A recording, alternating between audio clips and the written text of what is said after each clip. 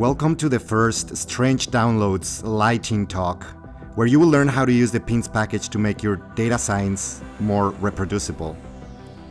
Oh, so you think that you live in a world where you can take reproducibility for granted, but where everything is nice and beautiful, and you can just copy-paste code from one R notebook to the other one. Not even that, but you can copy code from one particular computer to a different computer, and everything just works. If you live in that world, well, congratulations, it must be nice.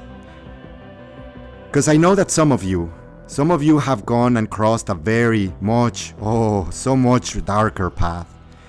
We call this the upside down of data science. And in this world, data science is at times not that reproducibility. Oh, no. I know that some of you have had to done very strange downloads. When you're trying to get your data sets, you'd have to actually scramble to a notebook and figure out where the data is actually getting downloaded from. You have to go to external websites, log in, authenticate, ask for permission, get your data set. And once you have your data set, you need to go and change the source code, make sure that it points to the right location to finally execute your code. Not only that, but you have to do it all over again each time that you have to run this code from a different environment. Oh, so terrible. So it asks the question, is there a better way? Can we close this portal to the upside down of data science? And yes, there is a package that you can use. It's the pins package. The pins package allows you to transform a remote URL, say http:/dataset.csv, and by using a single line of code, the pin function will translate the remote URL into a local URL. Not only that, but it will only cache it, such that if you lose internet connectivity, or if you happen to, if the remote location happens to be removed, you can always still use your local copy. But then you ask the question, is like you spent hours and hours tidying datasets, making a dataset very high quality, and you want to share it with the world. You want an easy way to also share with others that particular dataset. And you ask, how can I share this with my friends? Well, the pins package can also allow you to define what we call a remote board.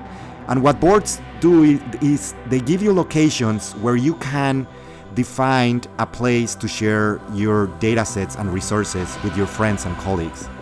You can define boards in Kaggle, GitHub, RStudio, Azure, Google Cloud, and S3, and then simply upload those datasets to the boards and use the pins package to download them, or use different tools to get them from those services.